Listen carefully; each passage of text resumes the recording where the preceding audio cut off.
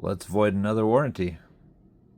I bought this Injora 35K winch servo, and it's going to go on my truck up in Sioux Falls that my buddy Jay keeps up there for me. I bought it a while back, and he's gracious enough to hold it for me up there when I'm up there, and I should be up there 3 times this coming month. But I thought I'd like to get my servo winch hooked up onto that. The problem is the radio that I have up there is out of channels. So another problem is this is a 3-wire winch, but I'm out of channels, so I have nowhere to plug it in. So I bought a 2-wire winch controller, and tonight we're gonna figure out if this actually works. What I'm gonna do is take the guts out of this thing as far as the electronics go.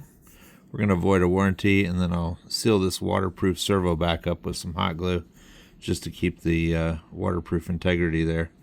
But what I'm gonna do is remove the electronics.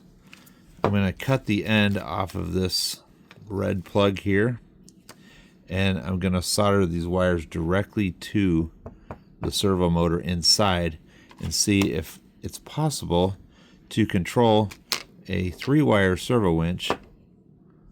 Might not be.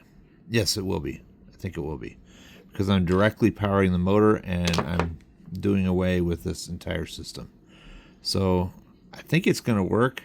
If not, I can always return it back to its stock form. I have no problem cutting and resoldering some wires. So I'll dig into it. First thing I'm going to do is pop the bottom of this case off and start taking the electronics out.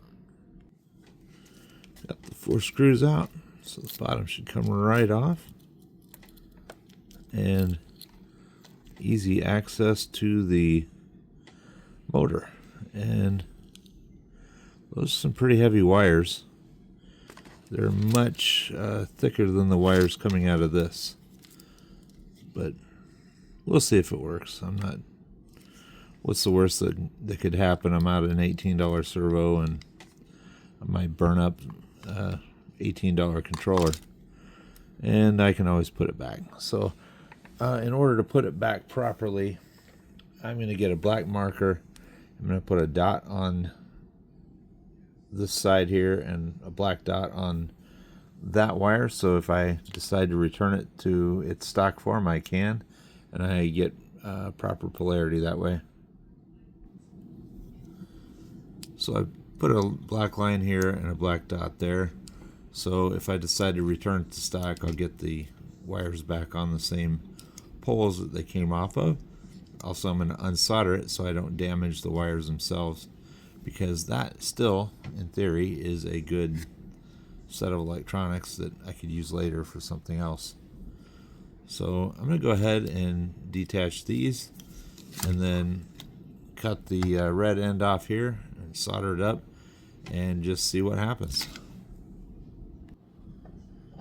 Interestingly, once I got the wires out of the way, it actually was marked as a red pole on this side, and I guessed right by putting the dot on the negative side. So with any luck, I've gone ahead and wired up the let me zoom this out a little bit just so you can see what I've done. I have gone ahead and wired up the receiver to an STX24 ESC receiver combo to give it power. I did test it on my bumper winch on my Traxxas, so I do know that the transmitter is actually functioning. I made sure it was bound and ready to go. So with any luck, this thing will spin from the direction we're seeing it counterclockwise when I push the in button. How about that? I have successfully turned a 3-wire servo winch into a 2-wire with the remote. So I now have an extra channel for my winch, and I'll just power this straight off the receiver on the Traxxas up in Sioux Falls, so I can just take it up there.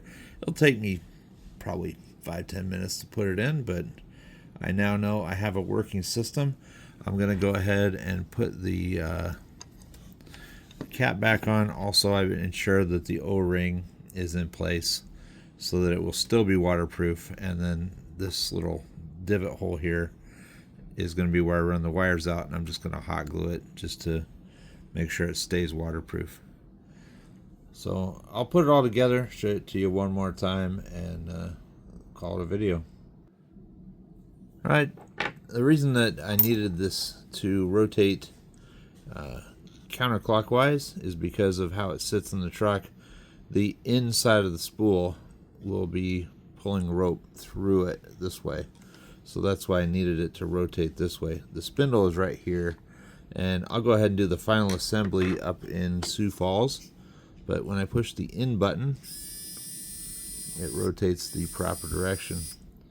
When I push the out button, it rotates out. So this is going to be a really simple thing to put together once I get up there. I think April 8th is my next time up in Sioux Falls. So this is going on my blue TRX Sport that Jay has up there for me right now. He, like I said earlier, just keeps it at his house for me so I don't have to drag it around in my luggage, and then I can have a full-size 10-scale truck up there. But I always wondered how I could add a extra channel, and this is how you do it.